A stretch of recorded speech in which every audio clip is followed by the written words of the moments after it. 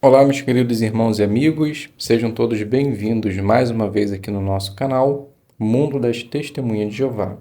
Nesse vídeo nós estaremos juntos preparando o estudo bíblico de congregação da semana 19 a 25 de fevereiro. Estaremos iniciando o capítulo 6. Então, vamos para o nosso vídeo.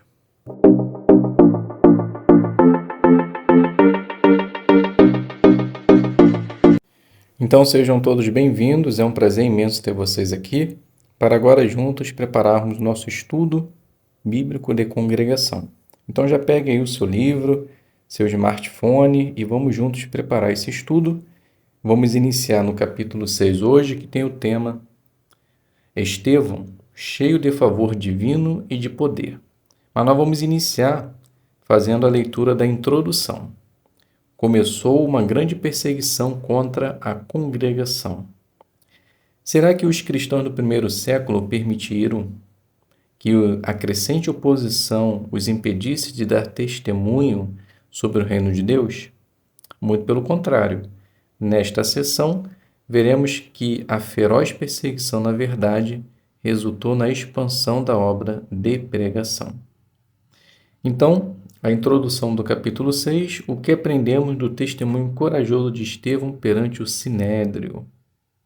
Então, vamos iniciar fazendo a leitura do parágrafo número 1 ao 3. Estevão está diante do tribunal, numa sala imponente, provavelmente perto do templo em Jerusalém. 71 homens estão sentados em cadeiras dispostas em um grande semicírculo. Esse tribunal, o Sinédrio, está reunido para julgar Estevão. Os juízes são homens poderosos e influentes, e a grande maioria deles não tem nenhum respeito por esse discípulo de Jesus. De fato, quem convocou o tribunal foi o sumo sacerdote Caifás, o mesmo que presidia o Sinédrio quando esse Supremo Tribunal Judaico condenou Jesus Cristo à morte, alguns meses antes. Será que Estevão está assustado? Há algo notável no semblante de Estevão nesse momento. Os juízes olham fixamente para ele e veem que seu rosto é como o rosto de um anjo. Os anjos transmitem mensagem de Jeová Deus e por isso têm motivos para serem corajosos. Seremos serenos e tranquilos. O mesmo acontece com Estevão, até mesmo aqueles juízes cheios de ódio podem perceber isso. Como ele pode estar tão calmo? Como cristãos, podemos aprender muito da resposta a essa pergunta. Também precisamos saber o que exatamente levou Estevão a esse momento decisivo. Como ele já havia defendido sua fé e de que maneiras podemos imitá-lo? Então a pergunta, parte A, Estevão está diante de que situação assustadora, mas qual é a sua reação? Então a resposta, Estevão está diante de 71 homens para ser julgado. E esse tribunal é o mesmo que condenou Jesus alguns meses antes. Então, com certeza, podemos afirmar que é uma situação assustadora. Mas mesmo assim, ele está com uma fisionomia ou com um semblante de anjos.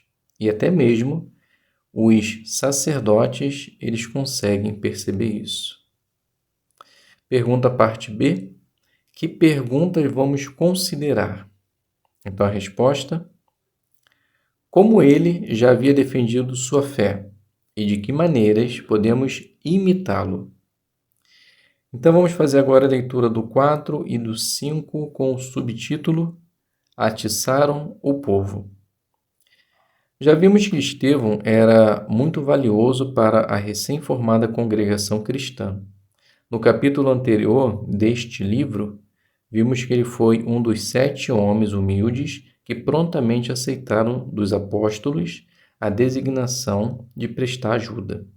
E sua humildade nos impressiona ainda mais quando lembramos dos dons que esse homem recebeu de Jeová.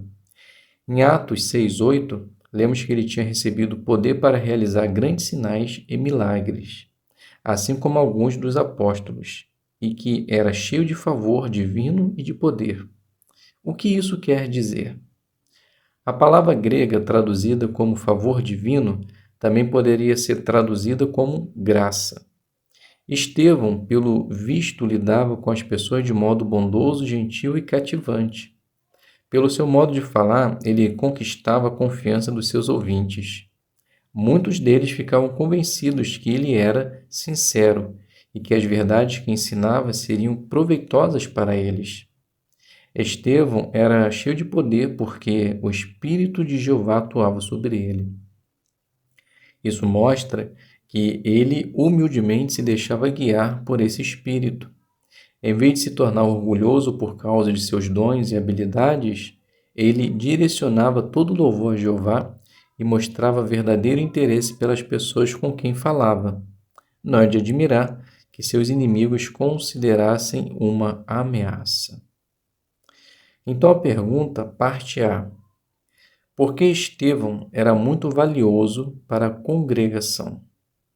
Resposta: porque ele era uma pessoa humilde, ele era um daqueles 7 homens, que foi designado para ajudar na distribuição de alimento. Ele realizava grandes sinais e milagres, mas, mesmo assim, ele continuava com sua humildade, ele não era uma pessoa arrogante.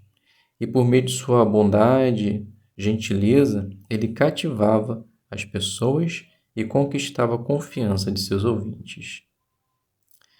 Pergunta parte B. Em que sentido Estevão era cheio de favor divino e de poder? Então a resposta, já até peguei um pedacinho da parte B, Na resposta A. Mas vamos lá. Estevão, pelo fato de ser bondoso, gentil, ele cativava a confiança das pessoas. Então aquilo que ele falava, aquilo que ele ensinava, as pessoas elas ficavam convencidas que se colocar em prática seria proveitoso para elas. Então isso mostrava a humildade de Estevão. Mesmo tendo o Espírito Santo, mesmo assim ele não deixava que o orgulho tomasse conta, mas antes ele direcionava todo o louvor para Jeová. Vamos fazer a leitura do 6 ao 8 agora. Em certa ocasião, vários homens discutiram com Estevão, mas não puderam resistir à sabedoria e ao espírito com que ele falava. Frustrados, eles secretamente persuadiram alguns homens a levantar acusações contra esse inocente seguidor de Cristo. Eles também atiçaram o povo, bem como os anciãos e os escribas, de modo que Estevão foi levado à força ao sinédrio. Os inimigos o acusaram de 2 coisas: blasfemar a Deus e blasfemar Moisés. De que maneira ele teria feito essas coisas? Os falsos acusadores diziam que Estevão tinha blasfemado a Deus por ter falado contra esse lugar santo, o Templo de Jerusalém. Diziam também que ele tinha blasfemado a Moisés por ter falado contra a lei mosaica, mudando costumes transmitidos por Moisés. Essa era uma acusação muito séria, visto que os judeus da época davam grande importância ao templo, aos detalhes da lei mosaica e às muitas tradições orais que eles haviam acrescentado a essa lei. Sendo assim, a acusação significava que Estevão era um homem perigoso que merecia a morte. Infelizmente, é comum pessoas religiosas usarem táticas similares para causar problemas aos servos de Deus. Mesmo hoje, opositores religiosos às vezes instigam líderes políticos a perseguir as testemunhas de Jeová. Como devemos reagir quando somos confrontados com acusações falsas ou distorcidas?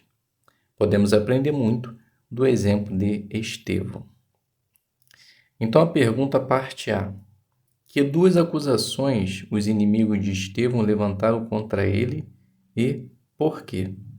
Então a resposta: então eles levantaram 2 acusações. Primeiro eles falaram que Estevão ele havia blasfemado a Deus e também a Moisés. Por quê?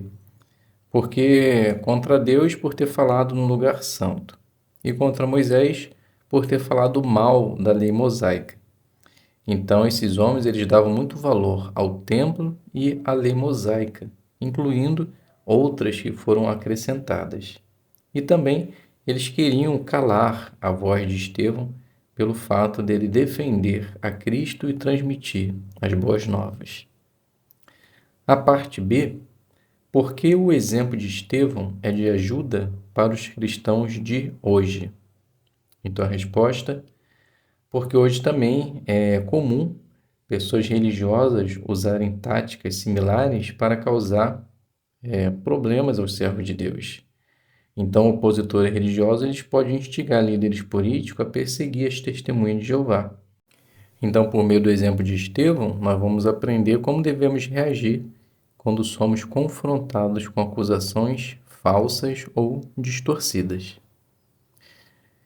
Então, meus amigos e irmãos, finalizamos aqui esse estudo. Espero que possa ter sido de ajuda para você, ao se preparar também no seu estudo, ok? Então, obrigado a todos pela presença, fiquem todos com a paz de Deus e até um próximo vídeo, se Deus quiser.